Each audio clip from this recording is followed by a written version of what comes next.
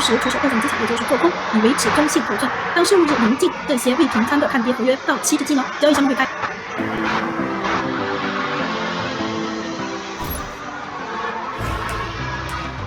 大家好，欢迎回到纳税美股，今天是3月18号周五，本周交易时间已经结束了。美股在今天又延续了前面几天反弹势头，不过呢，这次和过往的历次四五日不一样的地方在于，指数的今天居然没有下面日内反转走势，而是走出了单边拉升的行情。看这个小时走势图的成交量变化，就可以看出主力机构们今天这个四五日选择了拉到尾盘最高点最后1个小时结算的模式。60分钟 K 线图一直就沿着这条5均线强势上攻，日 K 居然一口气就触及到了年线的位置，不带喘口气。本周标普500指数累计上涨了 6.16%， 收了这么一根长阳线，差不多收复了过去4周的跌幅。对于这一波强势反弹，表面上看是市场受到了美联储认为美国经济能够承受加息的鼓励而推动起来的。不过呢，根据多位原生产专业机构人士的说法，实际上这一波上涨是由于做市商的对冲活动而放大的。由于之前股市持续下跌，投资者们为了对冲风险而买入了大量的指数平价看跌期权期货合约，所以这一次四五日标普500指数接近现货价格的未平仓合约数量是异常庞大，比过往任何一次的四五日都要多。而作为合约卖方的交易商，为了抵消风险，会同时出手部分资产，也就是做空，以维持中性头寸。当事务日临近，这些未平仓的看跌合约到期之际呢，交易商们会开始回补空头仓位，以平衡它的风险敞口。所以呢，这个操作就会进一步推动了近期的涨势。延伸平市场交易活动让这一轮反弹来得比往常要更为极端。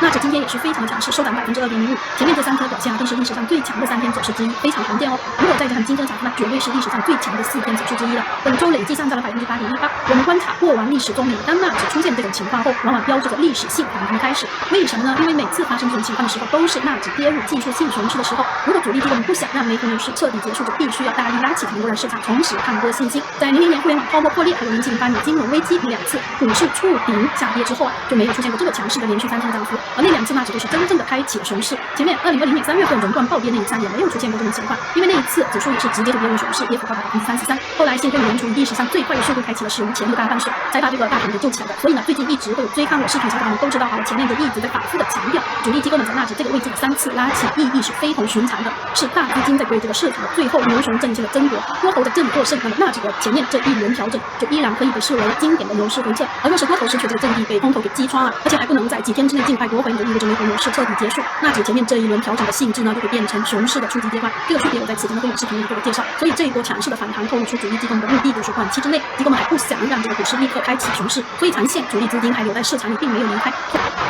Introducing Trading Conferences, portable as your favorite playlist. Download Oanda's award-winning mobile trading app and start trading on the move, offering attractive spreads and a secure platform. Visit us at Oanda.com. Oanda's trading is high risk. Losses can exceed deposits. This advertisement has not been reviewed by the Monetary Authority of Singapore.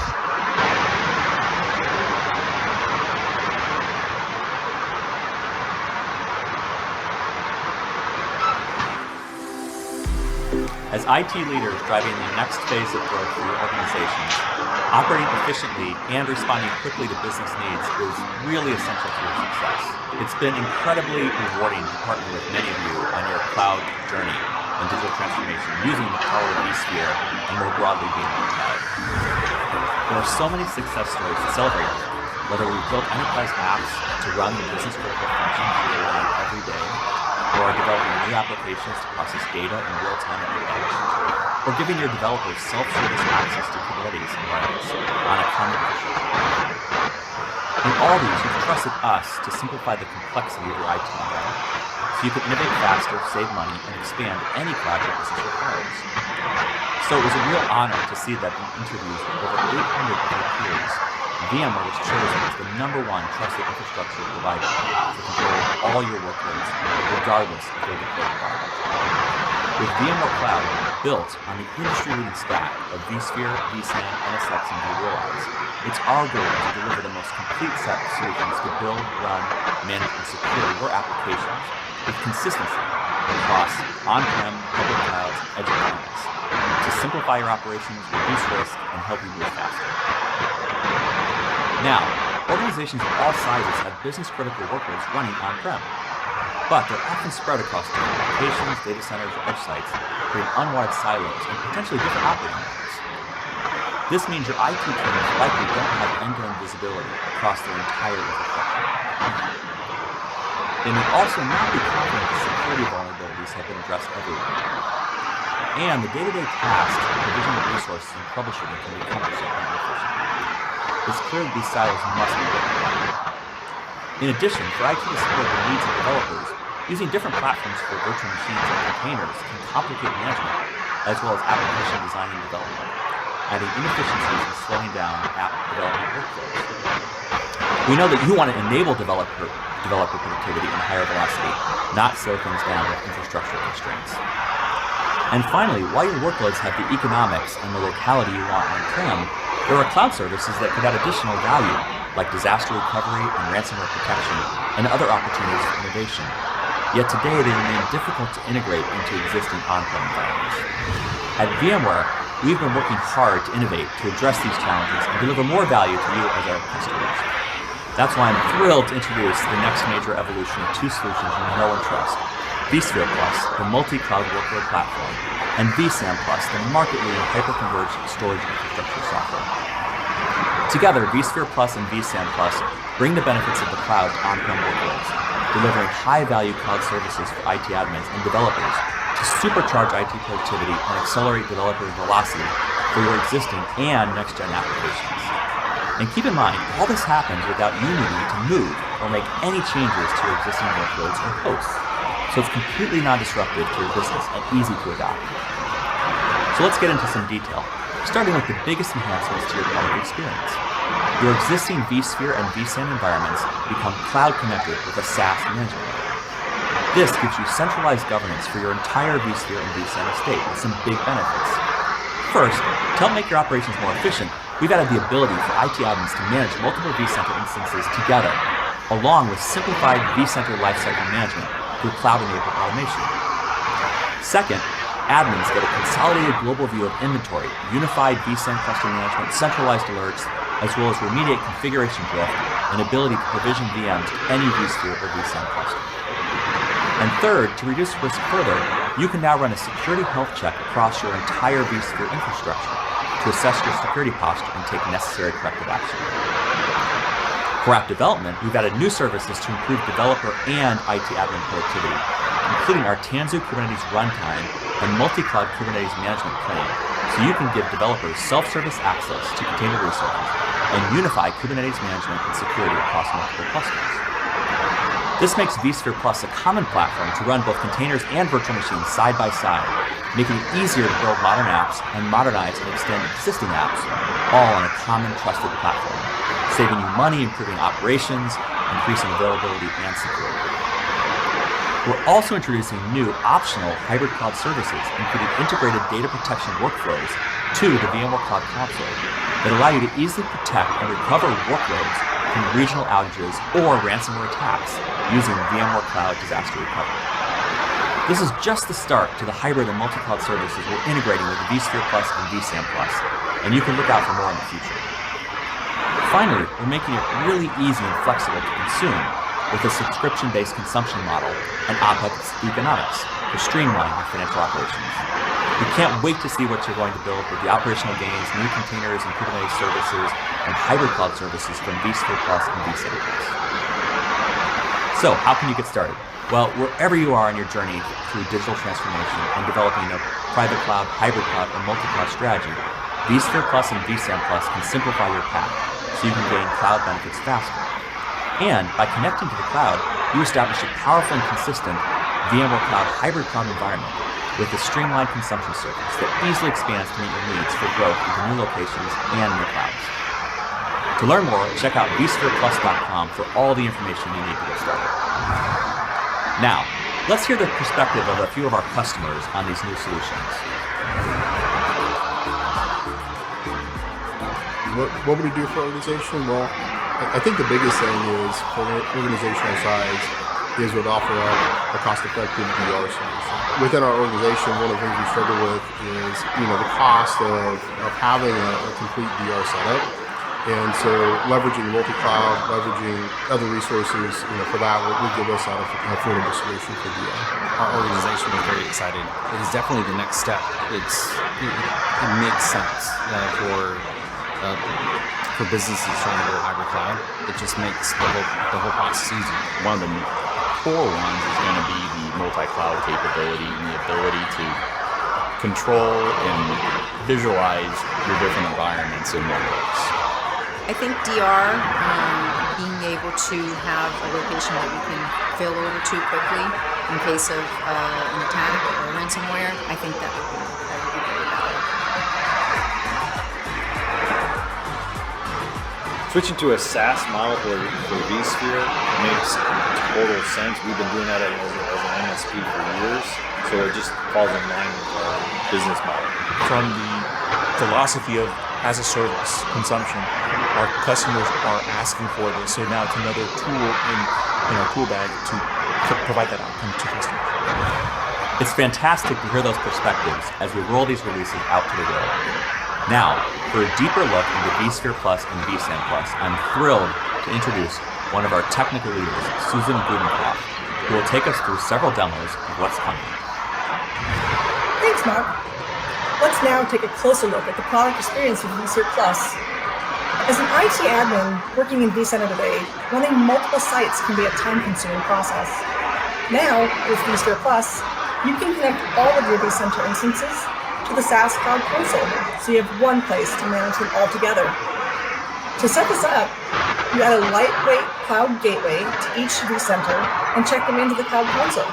Remember, nothing here touches your ESXi hosts or workloads, just vCenter. You centralize vCenter management into the Cloud Console, and your day-to-day activities are not only easier, but you also gain new capabilities that span across your infrastructure.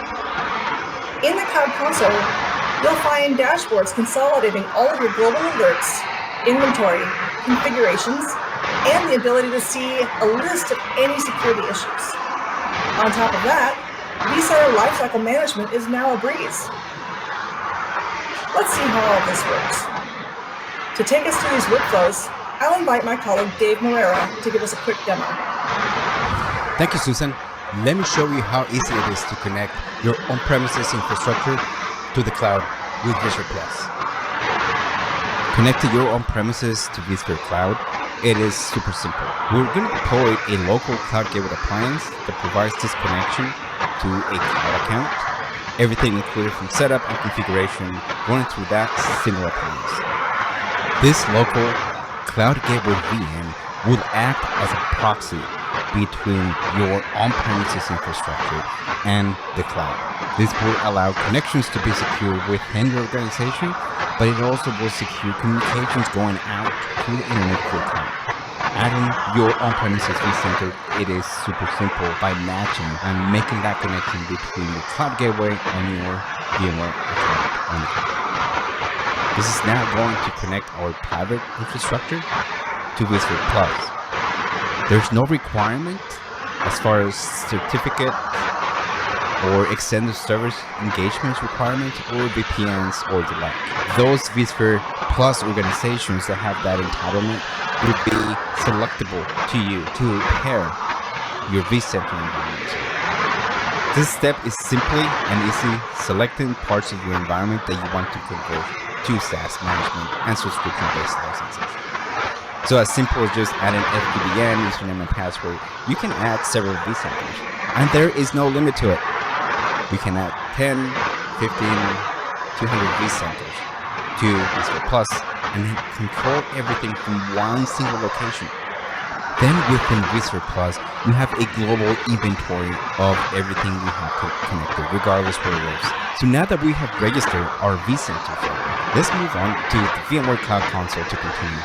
In this console, we can see a lot of VMware's cloud-based solutions, such as disaster recovery, and some infrastructure solutions, such as VMC on AWS, VMware Cloud Foundation, and of course, vSphere Plus. Once you have connected your vCenters to vSphere Plus, now you can actually convert those perpetual licenses to subscription. Everything's converted automatically, doesn't require any changes on the on-premise side. There's no complex licensing tradings or redeployments. vCenter management can become centralized by a simple selection process. Note that licenses are converted and brought into a subscription model by selecting which vCenters you want to convert to subscription. Then you're going to be able to see your entitlement on the subscription side. How many CPU cores are you utilizing? Simple in one location. So now that we have connected our vCenter servers on premises to the VMware Cloud through vSphere Plus, we now have a global view of our entire environment, no matter where the vCenter is. We have this holistic view with vSphere State from SaaS Portal And after we have converted those licenses to subscription, we now have central management of on-prem vSphere clusters through vSphere Plus. We can look at a universal event list. It gives us central visibility of all the events across all the clusters, no matter where they live.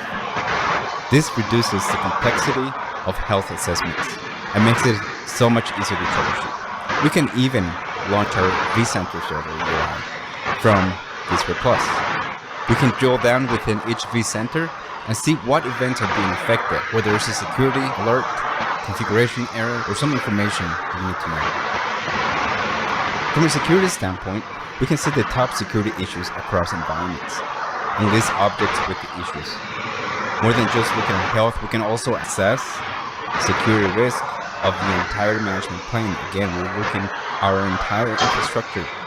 It could be in different countries, different states, different cities. We can quickly assess and reduce the risk of security holes. We can drill down, and from the vSphere UI, we can jump into a vCenter or host to further troubleshoot any security issues. With vSphere Plus, every single customer is entitled to a full Kubernetes container runtime using vSphere with Tanzu as part of their entitlement, and can use cloud-based Tanzu mission control. You can see your VMs, containers running in the same environment, but now with vSphere Plus, we have a central location for every single vCenter we have added to vSphere Plus, for both traditional and modern applications. We can further look into those worker nodes, control nodes from vSphere Plus, regardless of where your vCenter lives. You can view Tanzu VMs, including Kubernetes workers, and have full visibility of security and governance. With vSphere Plus, we have the flexibility of deploying virtual machines to any vCenter we have added to vSphere Plus, any on-premises location from one central cloud-based management. We can also leverage local templates on those vCenters to streamline the process. We have also integration with services like vSAN, and by having vSAN Plus, you can select those vSAN data storage services available on premises. So nothing changes from a deployment standpoint. We're utilizing the tried and true method of deploying virtual machines. No matter how you send out new apps, whether containers, UI, or API driven, they populate immediately into the global view in the Cloud Console. vCenter upgrades have never been easier. With vSphere Plus, we're utilizing reduced downtime upgrade feature, which brings down vCenter upgrade times from hours down to minutes. You can proactively get notifications, just like you do on your phone today. Ensuring that you're up to date with your software is the best thing you can do for reliability and security of your environment. vSphere Plus will proactively notify you of any new versions available, and you can quickly react to prevent exploits and take advantage of new functionalities. Updating through one click, no downloads, no staging, no patching, just a software push from the cloud portal. This new and simplified lifecycle management for vCenter reduces risk and improves security standards, simplifies operations, and reduces any plan time by leveraging reduced downtime upgrades. We're minimizing downtime of vCenter by just the time it takes for vCenter to restart services. Lifecycle management within vSphere Plus also preserves the previous vCenter server on your on-premises infrastructure. In case you need to roll back, that VM will still be available for you to move back to the previous version. With vSphere Plus, we're enhancing your on-premises vSphere with cloud services without any disruption by adding services like cloud-based disaster recovery. SaaS lets us add services on top of your on-prem environment. So vSphere Plus is acting as that foundation of what it is to come. vCDR will be fully integrated into vSphere Plus. Having a cloud-based VM protection strategy on top of vSphere Plus is definitely a game changer. vSphere Plus allows us not only to see a global inventory of vCenter hosts or virtual machines, but it also allows us to protect them by adding them to the corresponding protection groups and quickly protect any assets or any virtual machines and applications, regardless where they live. And this is just the beginning. I am very excited to start this journey with you with vSphere Plus. Back to you, Susan. Thanks, Dave. This is just the start of what's to come with vSphere Plus and vSAN Plus. New capabilities and connected cloud services will be added in the future for more efficiency and new opportunities for innovation. Back to you, Mark. Thank you to all of our great engineers and product team members who've built these solutions for all of you, our customers. Now, let's check in with one of our partners for their perspective on this release.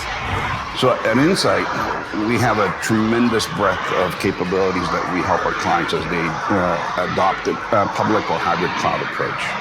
So there's a cohort of our clients that are going from an all on-premises model to either an all cloud model or a hybrid model. And some of those are lift and shifts. And for those, we actually we ask generally to take a pause.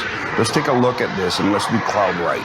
We discover the workloads, we discover why they exist, and through that we can much more intelligently help our clients understand what is the right things to move into the public cloud, whether they need to be just lift and shifted, or if they need to be transformed, or even they need to be rewritten in order to take advantage of the public cloud. And for some of them, it actually might be more beneficial to keep them on premises. Some clients that have 80, 90 data centers and help them consolidate that and do that very smartly. So vSphere Plus is introducing, really in my mind, 3 key benefits. One of them is the ability for our administrative teams to get a single pane of glass view of all of their vSphere estate. And for most clients, you don't have just one vSphere environment, you have multiple vSphere environments. With vSphere Plus, now you actually get a cloud-hosted ability to take a single pane of glass look across your entire estate and become much more effective at being able to do that. So that's benefit number 1. Benefit number 2 is that there's this marrying of the consumption model to be much more cloud-like. That ties into the FinOps conversation and making sure that I know how to take advantage of my developer services and my financial services the same way. So DevOps and FinOps can work very collaboratively because the model that I'm purchasing my software services is actually matches both. Point number 3 is the developer side of the house is supremely important in today's world. Right? The way most organizations are going to make and maximize the value they bring to the market is through the digital transformation that everybody's been talking through. So being able to expose developer services that accelerate that time to value, time to market, is incredibly important. One of the amazing things about Insight is that we have a humongous amount of partnerships, and that allows us to bring the best of breed, but not just necessarily best of breed, but the right choice for our clients. So Insight and VMware have had a very long and very fruitful relationship, largely because we've solved some very difficult challenges for our clients. Initially, it was, hey, how do I optimize my on-premises infrastructure to consume my resources much more effectively? Over time, it evolved into disaster recovery. It evolved into better data protection, recoverability. As we added more services into it, it really expanded into full-on how do we make our environments much more stable, reliable, cost-effective, and all that. And we did it in a very great partnership. It's been fantastic for our clients, first and foremost, but it's been very fruitful for both VMware and Insight because we do solve those client problems and we do deliver some value to the market. And through that, we have grown our businesses together. So that's fantastic. And I'm looking forward to continuing this evolution as more and additional services get created by both of us. All of these innovations delivered through vSphere Plus and vSAN Plus are just the beginning of what's in store for the future of VMware Cloud. With these compelling advancements today, you can build, run, manage, and secure the enterprise applications that drive the next phase of your growth, while maintaining the resiliency and innovation we trust from VMware. Head over to vSpherePlus.com to get started, and join us at VMware Explore for more exciting announcements. Thank you for your time.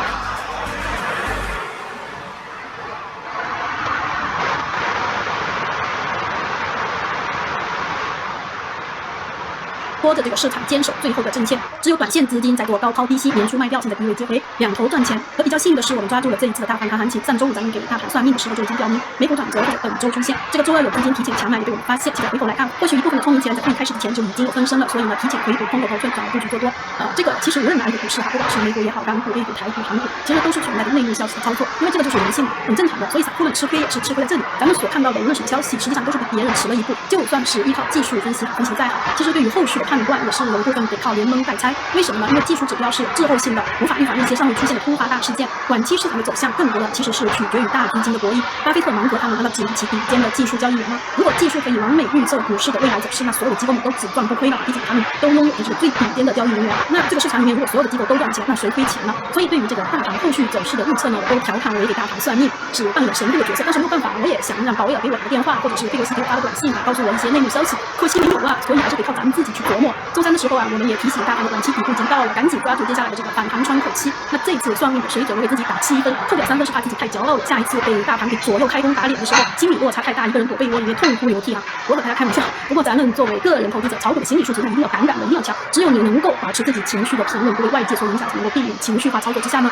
做出一些让自己事后后悔的错误决定。道指今天上涨0.80%，也是非常凌厉的上攻走势，距离上方年线就只剩下一点点距离。本周累计上涨了5.50%。看日 K 底下的成交量，今天也是快速放大。前面3天呢，指数缩量上涨。有些朋友们认为，这个缩量上涨说明是大盘上升无力机构们是在这个诱多又气无力，对吧？其实这种看法是比较片面的。成交量缩小还能够保持上升的走势，有时候也是意味着主力已经高度控盘了。通过此前的这个底部区域的洗盘，他们已经将筹码大量聚集到手里，所以后面不用多少资金就能够拉升了。因为在这里没有卖出的人在后面拉升时，他们也不愿意卖出，所以很快就可以拉起来。3个周四咱们不是说过嘛，大盘在这里酝酿反弹，这里是在反复的去做磨底、夯实底部基础、消耗抛压，等到多方积累了足够的能量之后，就能够轻松的向上反弹，快速脱离修正区域。对，这个是我上期讲的原话。Asia's #1 trusted brand, 96M, names Jackie Wu as global brand ambassador to develop the safest and most secure online gaming environment for every gaming enthusiast. I've been playing at 96M for 35 years. Your service and winning odds are on the next level, you know. There's nothing more secure than playing at a platform that backed by Jackie Wu. 96M is the best. 96M, Asia's #1 trusted brand. 那么在缩量上涨之后，什么时候应该警惕呢？什么时候这个趋势会出现反转呢？就是当指数再次出现放量下跌的时候，一旦放量下跌，我们就要及时考虑说明机构们在出货了，可能后面这一轮反弹又结束了。那如果指数是出现缩量下跌呢，那样子危险比较小一些，可能指数只是在做调整。毕竟指数在连续4天大幅拉升后，现在都面临着关键的中期均线压力，道指距离年线很接近，要回到指数是已经触及到了，多空可能就会围绕着这条年线再做一番争夺。一些看空的人呢，会在这个位置重新布置空头头寸，而有一些前面抄底的多头他们也可能会这里先决定止盈全部或者是部分的仓位，等待这个突破或者是月头向下再做决定。所以这里会有一个指数做整理的过程。那指数距离上方年线还是有段距离，但是这一连续的上攻对多头动力的消耗也是不小。所以我认为下周初大盘可能会先进行震荡修正，或者是回踩支撑的概率比较高。大家在下周初开市后最好保持谨慎，不要急着去追高，先观察大盘它回踩的位置，再决定下一步。先看它回踩到哪里会有这个支撑的验证，弹起的时候再决定下一步。到时候我们会及时的跟进这个市场变化的。现在大家最感兴趣的问题，无非就是想知道这轮反弹能涨到哪里。这个就又到了预测后市给大盘算命的时候。说实话，我经常开玩笑说，大盘算命其实非常的耗脑细胞，因为算命只是一个调侃的说法，很多都是根据这个盘面的分析然后很多的资料，看很多的过去历史数据，再根据自己个人的判断以及对未来的一些方向性的调研，再做出一个自己的个人判断。我自己主观觉得本轮反弹的时间窗口呢，可能会延续到3月底4月中旬之前，因为这一次这个2022年1季度的企业财报不会太好看，盈利增长预计呢会出现大幅放缓。虽然说按照美股的季节性规律，4月份一直都是一个表现很强势的月份，在过去20年里，美股的4月的平均涨幅是全年最高，甚至超过了12月份。而在过去70年里呢，4月份也是全年第2强势的月份。我们甚至可以归纳为美股想要赚钱了，上半年主要靠4月份，下半年主要靠12月份下跌，其他时间休息就可以了。而4月份的前3周市场在财报这个利好刺激之下，往往会引来加速冲刺。但是今年的情况和过去都不一样。4月中旬这次打头阵的银行股业绩大概率是不能够延续前面几个季度的出色表现，因为前2年华尔街大行的大赚特赚，主要原因就是美联储大放水刺激之下股市持续上涨所带来的财富效应。那些大投行的业务，尤其是订购IPO 的激增为跨界大行带来了巨额的财富。但是今年开年以来，市场大幅回撤，交易量也是大幅减少，IPO 投行业务也都是减少，华尔街投行的拥挤金收入也都降低了。货币政策未来逐渐收紧以及不断上升的薪酬资本，都为这个今年华尔街金融机构的业绩表现打上了问号。至于其他美国企业的利润空间，也会受到一季度能源、原材料价格飙升和供应短缺等等这些问题的打压。所以今年4月份的 QE 财报季美股可能将会面临更大幅度的回撤，尤其是一旦这些科技巨头们的这个业绩增长速度让投资者失望的话，那就后果会比较严重了。除此之外呢，5月4号的利率会议上加息25个基点是板上钉钉的，对吧？甚至有可能到时候会炒作直接加息50个基点哦。如果3月份的 CPI 增长数据继续上升的话，那再加上缩表预期和这个缩表的不确定性，因为周三的会议上没有给出缩表的细节，也就是说这方面存在的一些不确定性。因此呢，我对今年美股4月份的走势其实是不太看好的。机构们肯定比我们更清楚这个 QE 财报是不会太好看，因此我认为现在的这一波反弹的高度大概就是到4600点压力位最多了，还想要继续去前高应该是比较困难的。要是真的拉到前高，那就是华尔街那群豺狼虎豹们老虎敢吃素，良心发现了，给机会让所有的人都全身而退。你觉得这个机会可能吗？我觉得还是蛮低的。而反弹的窗口时间呢，就是到3月底4月中旬之前，可能4月份的头2周还可以，但是后面2周就要小心了。我经常说我对于今年的美股市场大方向并不看好，中长线我是继续保持看跌的。那么我觉得年内第2轮更大的调整将会出现在什么时候呢？按照目前所了解的情况，我认为第2轮调整将会出现在4月下旬5月初的时候，一直到今年9月份才会结束。第2轮调整可能不会像年初1轮那样子跌得又快又急，可能会一路震荡下跌，跌3天涨2天，跟你刀子割肉。到了调整的最后来一波急速下杀，再结束，到了10月份重新开启这个上涨走势。那么第2轮调整的幅度，我觉得也会比第1轮更大。标普500指数本轮回撤最深也就只有14.6%。我认为年内的第2轮调整标普500指数回撤幅度可能会高达15%以上，15%到20%之间吧，但是应该不会超出20%的，因为美联储的美国政府不能让美股在今年就跌入熊市，肯定还会再一次被救起。所以这个为了给第2轮的调整留出足够的下跌空间这次这个反弹窗口时间呢，指数也肯定需要被拉上去更高的位置一些。那么在3月中旬到4月中旬之间的这个反弹窗口时间里，哪个指数会表现得更强势？哪些股票会有继续补涨的机会？而另外哪些股票需要逢高止盈，需要避免？那我打算放到本周的会员视频里面再想说，总是要给会员朋友们一些福利的嘛，对吧？行，今天这期视频咱们就聊到这里，辛苦了一周了，等大家周末好好休息吧，周末愉快，下次再见，拜拜。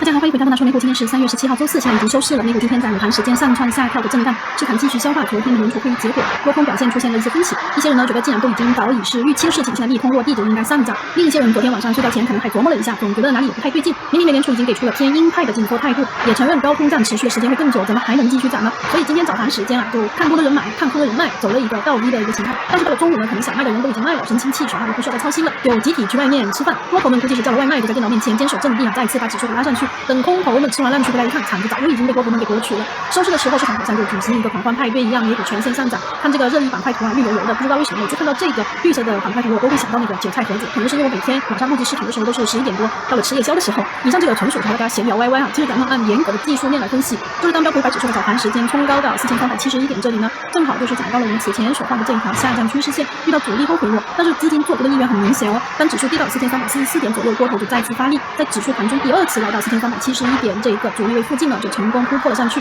突破之后，指数就加速上涨。因为是日内我们看一下这个60分钟 K 线走势图，早盘指数遇阻回落那一会儿呢，就是收的这一根阴线，它跌到4344点后就收了上去，并没有跌破这条5均线。5均线也是被称之为攻击线。当指数在5均线上面运行，而且均线的拐头向上呢，就意味着多头在尝试上攻，是一个表现看涨的行情。随后这一根60分钟的 K 线呢，在这2条均线上站稳后拉升，然后我们就看到盘中的剩余时间，指数的60分钟 K 线也一直都在这条5均线上运行，多头上攻的这个形态是非常的明显。所以标普500指数今天日 K 成功的突破了这一条自从今年年初以来的下跌趋势线，收盘也几乎是收在了日内最高点位。这是标普500指数1年多以来的最大3日涨幅，说明多头这个攻击的力度也好，幅度也好，都非常的凌厉。现在日 K 站上的所有的短期均线，距离上方年线呢，也就只要再涨一个1.2%就能够到了，已经非常接近了。所以接下来几天大家要关注指数的临近年线时候的表现。若是收出一根带有长上影线的日 K， 那代表冲高受阻，要防止指数回落。若是明天4、5日指数下跌呢，也不需要太担心，因为连续3天大幅反弹之后暂缓一下是可以有的，只要它回落不跌破月均线就弹起来，那短期反弹趋势就还是在。要是有小伙伴问，那如果指数回踩跌破月均线呢，就意味着反弹结束嘛，本轮调整还得继续。比如要是发生了一些什么预期之外的大利空事件俄乌战争扩大化之类的。再看周线级别，周线级别就变得比较好看了。本周的周 K 收了一根大阳线，有下向上突破了60周均线和5周均线。我知道有一些稳健风格的技术派交易员呢，会选择在指数周 K 重返5周均线的时候抄底，万一要是站上后又很快跌破，就会先止损，在5周均线上穿10周均线形成金叉的时候加仓。不过在当前这个美股高位而且5周均线拐头趋平，也还没开始转向往上，所以还是要谨慎一些。再说了，本周还没有完全结束，还剩下明天四五日最后一个交易日。那按照2019年以来每个四五日当天以及前后2个交易日的涨跌幅统计来说呢，在过去12个四五日里面，指数有10次都是收跌的，不止2次收涨，说明下跌的概率是要远高于上涨。而在四五日的下一个交易日，也就是下周一，12次里面有7次是下跌的，5次是上涨的这个比例其实还行涨跌次数也比较接近，说明不了什么。然后再根据我们的历史表现呢，在经历了四五日的后一周，大盘指数下跌的概率比较高，原因呢是因为近期对股市的需求已经消耗殆尽，市场走弱的概率比较高。不过这些都只是概率问题，咱们就拿来做个参考就行，并不是说要当做金科玉律那么来看待。咱们再来看纳指今天收涨1.33%，日 K 收了一根中阳线，向上突破了这条下跌趋势线。前天在这里的时候，咱们就说主力机构们已经2次把纳指从技术熊市给救起。俗话说事不过3，救了一次又救了一次，那这第3次可就是纳指最后一次机会了，再不赶快救签就够带了。主力机构们也清楚这事儿，这要再次守不住，那市场信心就得垮。所以这一次这个看得出来主力机构们比上一次拉升的这个力度还有幅度，那真的就是要认真的多，出力的多，有那么点熟悉的逼空的味道出来了。所以即使昨天美联储的加息与缩表路径内容再怎么鹰派，机构们照样能给你营造出市场一片狂欢的气氛。这个就好像让我想起群众喜迎油价上涨这张图美国人也是同样玩这个玩得很溜的。华尔街告诉你美股市场喜迎加息缩表，机构表示影响不大，情绪很稳定。所以要比赛不要演，华尔街呢也是祖传秘方几百年，从没输过任何人。以上是我的大白话翻译，文言文就是今天指数上涨是因为华尔街压住美联储能够在提高利率对抗通胀的同时继续维持经济的扩张，都是一些套话道指呢今天收涨1.23%，道指日 K 的短期走势也很强再涨个1.3%左右就能够触及到上方这条年线了。我觉得这个希望还蛮大的，只是时间问题谁也不知道它是明天就一口气就能够到呢，还是会明天先回踩一下这个支撑，等下周再重新上攻。股神巴菲特也不知道明天的市场会怎么走，等道指反弹到年线附近的时候那个时候的事情就会比较有意思了为什么呢？因为我们就能够知道到底这条年线会是反抽的天花板呢，还是大盘的牛市要再续命一贯，这是一个比较关键的位置近期市场动荡，咱们天天推演分析给大盘算命，现在情况既然已经暂时稳下来了大家也可以喘口气所以接下来咱们就聊点别的。先说黄金，据说俄罗斯因为被制裁，一半的外汇储备还有黄金都被冻结了，当时市场有传言称俄罗斯正在考虑出售它的央行所持有的黄金储备来渡过难关。近20年来呢，俄罗斯就一直在增持黄金，加速去美元化。俄罗斯的黄金储备可能高达将近2300吨，排名全球第5位。虽然说欧美也可能对那些想要与俄罗斯做黄金交易的国家或者是那些金融机构进行严厉的制裁，但俄罗斯真要卖的话，肯定还是有办法的。不管俄罗斯最后是否真的出售黄金储备只要它发出这个抛售的信号，那金价就可能会面临暴跌的风险。所以金价后面的走势可能会再继续的回落。如果手里面持有一些黄金相关标的朋友们需要注意一下。虽然欧美的通胀未来几个月还可能会继续走高，但是美联储激进加息缩表预期之下，美元走强对于金价也会是一个中长期的压力。苹果的股价呢今天上涨了0.65%。前天被称为地表最强苹果分析师的郭明基在推特上说，苹果的造车团队早就已经解散了一段时间，如果苹果还想在2025年量产苹果汽车，那公司就需要在3到6个月内进行团队重组，否则的话估计这个计划是要推迟或者是泡汤了。自从2014年苹果的造车计划获得公司内部批准以来呢，项目就是几经波折，经历了好几次团队的成员包括管理层方面的变动人就是换来换去，也不知道到底最后有没有这个希望造车成功，还是打算最终直接花钱去收购一家这个电动车初创公司得了。反正苹果现金多的是所谓术业有专攻苹果的手机电脑做得好，定国利禄的它也能够造一个好车子。尤其是汽车行业可以说是典型的资金密集型产业，建立整个产业链条并不容易。要是做得不好，那等于是砸自己的招牌；但是要做得好呢，又要花重金去扶持。所以苹果的造车项目迟迟的不能够前进或许这些都是公司高层的顾虑。不过苹果的股价还是表现得非常的坚挺，大盘指数早就已经跌破年线了，而苹果的日 K 现在还在年线上方。据说现在美国散户们已经越来越少参与股市了，这个今年的这一轮大跌把很多散户们都给洗了出去，或者呢是有一些人给深套，已经没有钱再去加仓了。现在新进入的那些散户资金几乎就不再碰那些中小盘成长股的都是去买苹果特斯拉、英伟达、谷歌这些大盘股，抱团取暖。可能是之前被收割了一大波，终于得到了经验教训。很多散户们在2020年抄底赚到钱，在去年和今年成长股泡沫破裂之后呢，都吐出去了，可能还倒亏了一大笔。所以不管是散户还是机构如今都是回归大盘股，抱团巨头。也就是说，像苹果这一种非常稳健的科技巨头，在年线的附近真的是股价比较难下跌的。除 In the search for wonder, there are no endings, only new beginnings.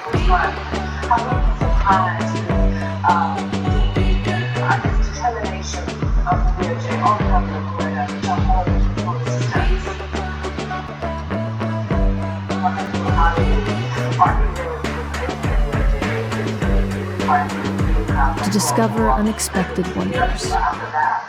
非大盘又开始新的一轮调整又启动指数再继续大跌，又或者是在下个财报季公司财报暴雷。在此之前这些科技巨头们几乎就是股市里面的避风港。昨天中概板块暴力反弹之后，今天集体回落。昨天评论区里面就有好几个朋友问我他们前天或者是昨天才刚做空中概股或者是中概 ETF 被套住了，亏损几十个点怎么办？我不敢说，等这2天内中概股回落再平仓或者是再止损。然后呢，还有人说自己在今天盘前买入的小鹏结果被套了。昨天视频里我都已经说了就算再怎么心动也好，不要急着去追高，先等回落。而且我也说了，为什么这2天内一定会回落的2个主要原因，就是有大量套牢盘出逃，还还有短期获利可能兑现，第一位巨量上涨必有回调，一定要记住这一个，所以追高还是太心急了。今天他们集体回调之后呢，如果在回调的时候下面的成交量持续的萎缩，那后面可能还会有另一波拉升的，因为这个是政治性的任务嘛，谁没有完成上面交代的作业，那谁课后就留下喝茶，也想回家吃晚饭了。今天据说一大堆的国内基金，包括易伟达、天弘等等知名的公募基金，纷纷宣布自掏腰包去购买自己公司其他的产品，还有多只热门基金宣布放宽申购上限，直接就从1000元调整为1000万元，增长了1万倍，这真的是太搞笑了。带头为投资者们展现基金经理们对中国资本市场长期健康稳定发展的信心。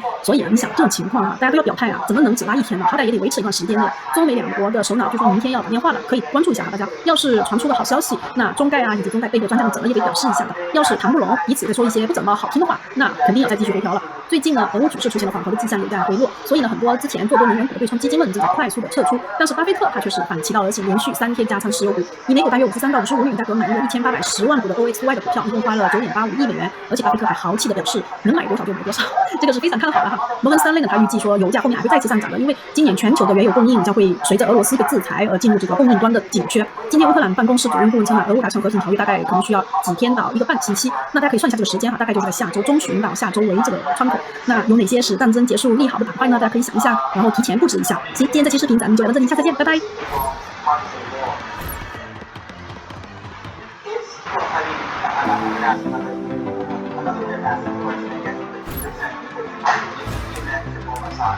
大家好，欢迎回到乱说美股。今天是3月26号周三，在美股开市前，俄乌方面就传来了好消息。英国金融时报称，俄乌双方在暂定的15点和平计划上取得了重大进展，包括停火，以及如果乌克兰宣布中立并且接受去军事化，俄罗斯将会撤出乌克兰。双方已经准备好了一份停火撤军的计划。不过呢，俄罗斯方面表示，现在就公布谈判达成的共识还为时尚早。但是这个乐观消息直接就令欧洲股市还有美股期货飙升，这也验证了之前我们所介绍的这位成长股投资大师 Fisher 对战争与美股走势关联的判断。随后到下午2点，万众瞩目的美联储利率会议结果也终于公布，让我们立刻来看一下声明中的这几个主要内容。我们来一个个的说哈。首先呢，就是关于利率，股市场所料的美联储上调利率25个基点。其次是美联储点阵图中值显示，预计2022年美联储将会加息7次，也就是今年从3月到12月的7次会议将会全部加息。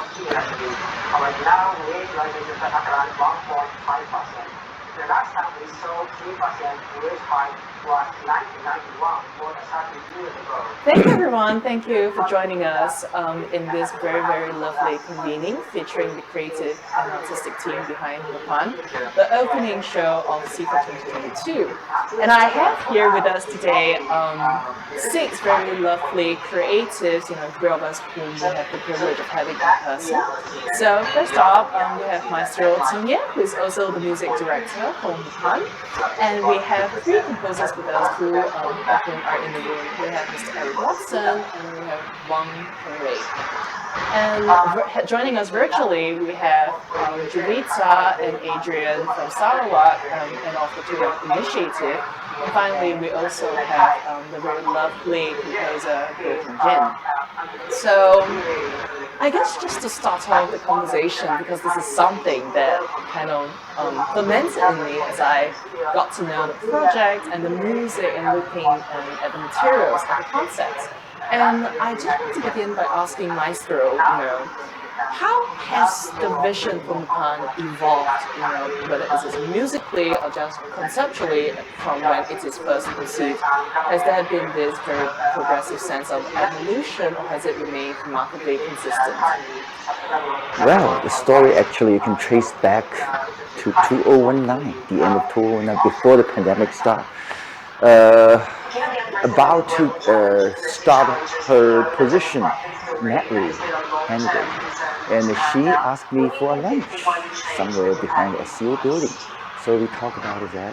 I said, hey, Natalie, what's your future plan? So at that time, she's supposed to start the year after that, but nobody knows. Actually delayed 2-3 years later. She said, I want something, close to ritual, and in particular the native people. Wow, that's burned fire in my heart, because that's a subject we've been, talk about and being searched about. And because since 2002, my journey into Singapore is I always want to create a good repertoire for Singapore Chinese and with a Singapore character. In order to do that, we commissioned many works, and then also worked with the composers such as Eric Watson and Wang Pengwei. We actually conducted a few field trips into Sarawak, Sabah, Indonesia, southern China. And there are so many things to work with, this subject. But what's important thing is the close relationship the native people had with great nature. Whether you call God or you call heaven, you call land, whatever. But this something moved me very much. So when Natalie say radio, it opened my eyes to yes, that's the subject we should start. That's how we start this whole thing. Can we have a program together? And then we, take time to talk about. Then we start to structure how to put the things together. First of all, this must be a concert somewhat. But you don't want to be a traditional concert. Go there, conduct, and here's the cross by. I want something with, music as the main body, but then also can open people's eyes to something very near you. And so first of all, I spent quite some time to search what is the existing piece. I took two pieces, one called Hou Tu by composer Tang Jianping, written probably 1990s. Yeah, and directed from some southern mountain songs from minority in China. Then also I took a piece called Across the Southern Asia's Islands, which is a winning piece from our composition competition by Chinese composer. Then I envisioned 3 commission work, and with 3 composers, they are all here today. And the opening piece by Mr. Eric Watson, Sunrise Island Country. Yes. Then the ending piece by Wang Chengwei, March to Eternity. And then we have a lovely serenade by Guo Chengjing, the Song of Night Winds. So first piece, and then 2 existing pieces, and the Gao Chengjing serenade. Finally, Wang Chengwei's march formed the whole 5 movements. And right now, actually, the piece is more or less worked. We had 2 reading sessions.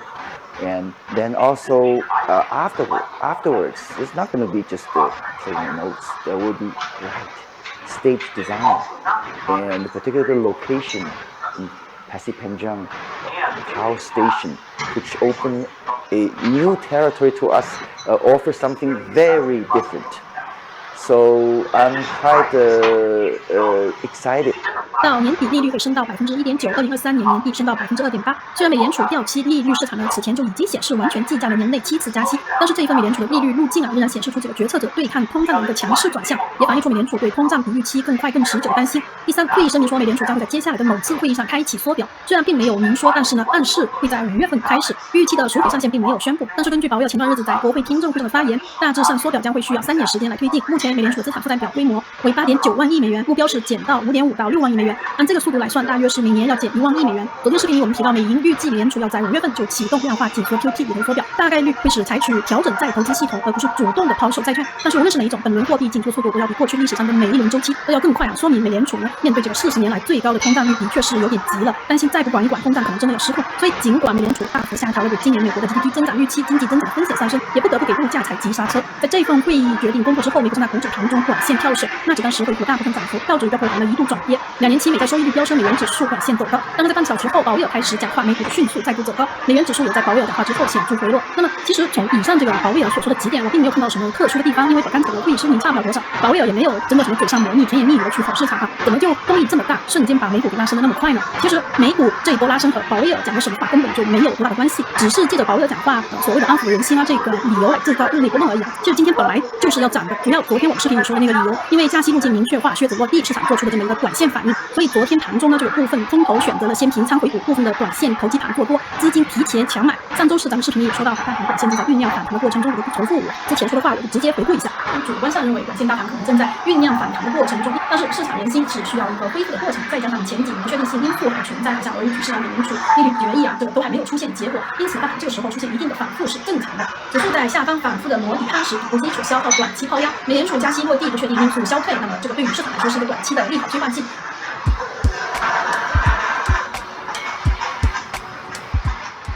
Some people feel good running marathons. I enjoy the process of wealth accumulation. Investment really is a process where very little, pushing and urging and nudging is involved. Where it's really like a snowball, It's like a snowball on top of a mountain. You put a snowball down and just let it roll.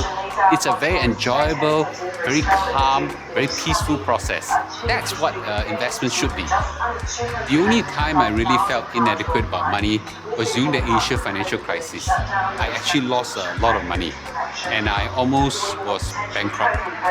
So now looking back, had I had a like-minded partner, someone like Endowus who basically believed in this strategy, that helped me, handhold me in a process where I can really slowly grow my wealth, without making the silly and stupid mistake of punting and trying to buy at low and selling high. I think I'll be in a different position today. Endowus have quite a few CPF-enabled products that allow me to grow my CPF far beyond the special account and MediSave account can grow, because this has caps, and that's what I really like and really appreciate about Endowus. Well, what's next for me? Continue to do what I like, which is wealth accumulation. I just enjoy the process, and I'm going to keep doing it.